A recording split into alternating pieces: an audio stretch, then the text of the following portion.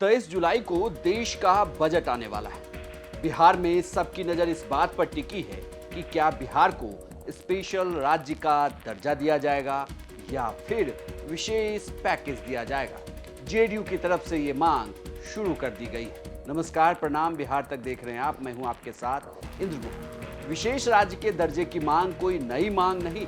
नीतीश कुमार जब से एनडीए के साथ हैं तब से ये मांग बार बार उठाई जा रही है।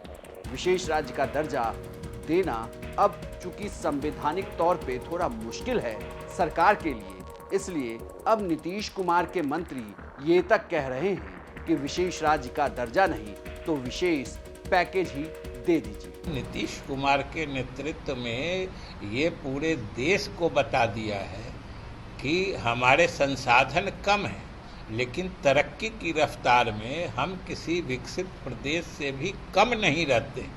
यही हमारी विशेषता है और हम इस देश के किसी भी प्रदेश के मुकाबले अच्छी गति से तरक्की कर रहे हैं, लेकिन फिर भी हम गरीब ही बने हैं।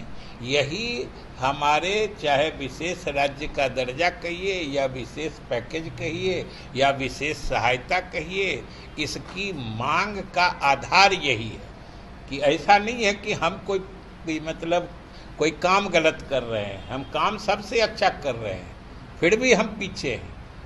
कुछ इसके मौलिक या गहरे कारण हैं जिनको दूर करने के लिए हमें अधिक सहायता मिलनी चाहिए, जिसका संवैधानिक प्रावधान भी है और नीति आयोग के मैंडेट में। विजय चौधरी की अपनी बातें सही है, लेकिन ये कहा जा रहा है कि जेडीयू की तरफ से ये प्रेशर पॉलिटिक्स है।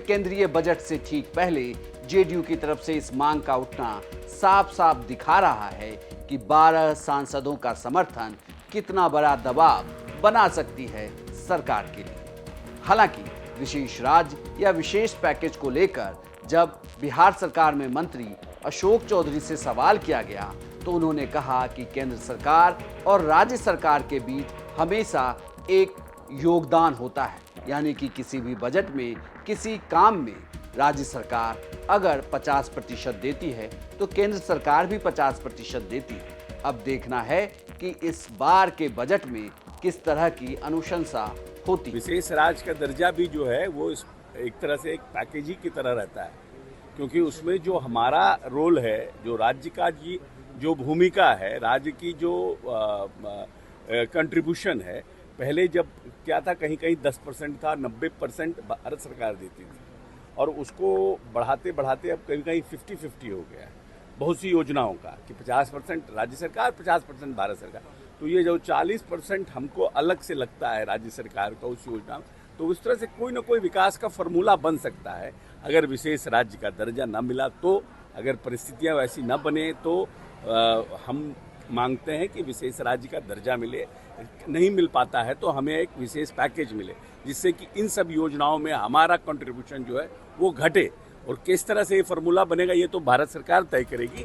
जेडीयू की तरफ से लगातार मांग उठ रही है तो वहीं बीजेपी ने भी इस उठी हुई मांग को लेकर साफ कर दिया है कि बिहार को लेकर केंद्र सरकार की मंशा बिल्कुल साफ है और केंद्रीय बजट में ये उम्मीद की जा रही है कि बिहार के लिए कुछ अच्छा ही होगा।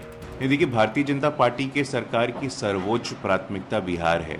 अगर आप पिछले 10 वर्षों का मूल्यांकन करेंगे तो आप पाएंगे कि इंफ्रास्ट्रक्चर हो, कनेक्टिविटी हो, इंडस्ट्री हो, हर प्रकार से हर मोर्चे पे बिहार की सरकार को, बिहार को नरेंद्र मोदी जी का विशेष आकर्षण प्राप्त है, विशेष स्नेह प्राप्त है। और निश्चिंत रहिए, इस बार के बजट में भी अगर आप हमारे 15 वर्षों का मूल्यांकन करेंगे, जब जब भारतीय जनता पार्टी की सरकार बिहार में रही है एनडीए के साथ, तो हर मोर्चे पे हम लोगों ने सफलता प्राप्त किया है।